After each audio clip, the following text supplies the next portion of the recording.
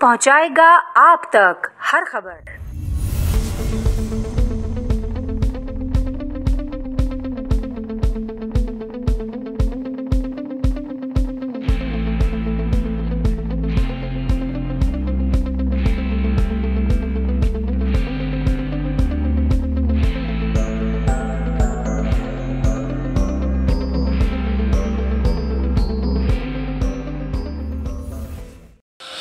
देखिए जी, ये हमारा बड़ा एक कौमी दिन है हमारा, और बड़े हमें इसको एहसास हासिल है हमें कि हम 14 अगस्त वाले दिन हमारे मुल्क को आज़ादी मिली।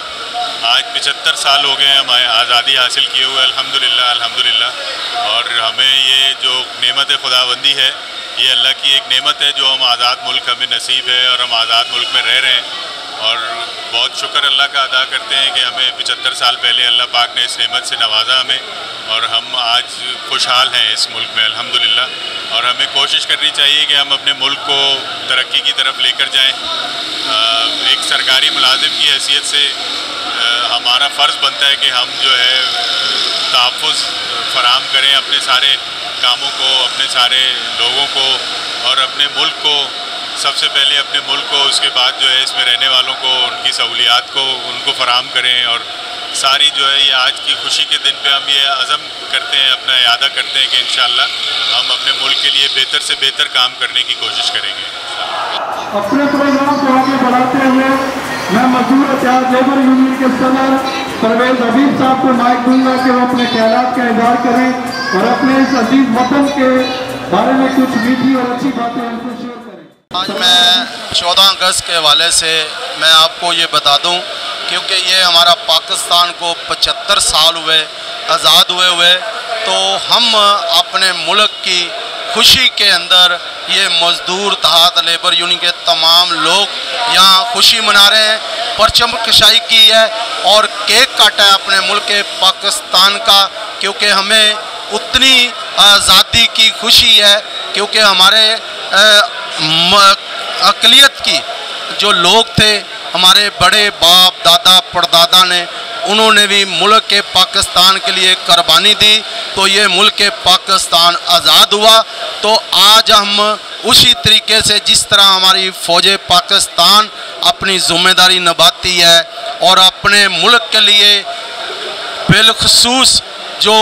बारिश हो, आंधी हो, कोई भी मुल्क के अंदर कोई भी इस तरह बड़ा मसला हो तो फ़ौज होती है, तो हमारे मज़दूर भी उसी तरीके से अपने मुल्क की, अपने शहर की खिदमत के लिए हाज़िर होते हैं। और मैं आपका दिल की गहराइयों से शुक्रिया अदा करता हूँ। ये 14 अगस्त का प्रोग्राम मजदूर लेबर इत्तेहाद union Karachi municipal workers alliance की तरफ से, रहनुमाओं की तरफ से एक शानदार प्रोग्राम था। ये आज का प्रोग्राम रखने का मकसद यही था कि हमें अपने वतन से मोहब्बत के हवाले से एक पैगाम देना था मज़दूरों को भी, क्योंकि हम ट्रेड यूनियन से ताल्लुक़ रखते हैं, तो हमें भी अपने जो जवान हैं जो सरहदों की हिफाजत करते हैं, इसी तरह हम मुल्क की हिफाजत के लिए हमारे भी जवान लेबर जो है वो इस मुल्क की रीढ़ की हड्डी की हैसियत रखती है। तो आज का यह प्रोग्राम इस बात की गुमाजी करता है कि मज़दूर भी अपने मुल्क की दफ़ा के लिए फ़ौज के शाना बशाना है, और ये भी वतन के कुर्बानी देने से कोई दरेक नहीं करेगी। और दूसरी बात, पाकिस्तान जो बना है इसमें अक़लियत का एक बहुत बड़ा किरदार था, अक़लियत की बहुत बड़ी कुर्बानी है। कायदे आज़म मोहम्मद अली जिन्ना ने उस वक्त कहा था कि ये सेकुलर स्टेट बनेगा, तो सेकुलर स्टेट यही है कि मतलब अब इसमें तमाम मज़ाहिब, तमाम कौमियत के लोग इसमें अमन भाईचारगी से रहेंगे और पाकिस्तान की दिफा और पाकिस्तान की जड़ें जो है मजबूत होंगी। तो यही हमारा पैगाम है कि अमन भाईचारगी के साथ तमाम मज़ाहिब के लोग इत्तेहाद यकजहती के साथ इस मुल्क में रहें, और एक पैगाम दें दूसरे ममालिक को कि देखें ये पाकिस्तान वाहिद मुल्क है जहाँ तमाम मज़ाहिब के लोग वतन की मोहब्बत में भी एक साथ शाना बशाना है। सबसे पहले जो पाकिस्तान को बने हुए 75 साल हो चुके हैं, इसके लिए मैं पूरे पाकिस्तान की आवाम को, अफवाज पाकिस्तान को मुबारकबाद पेश करता हूँ। पाकिस्तान में बसने वाली हर उस मज़हब को मुबारकबाद पेश करता हूँ जिसने पाकिस्तान बनाने में अपना किरदार अदा किया।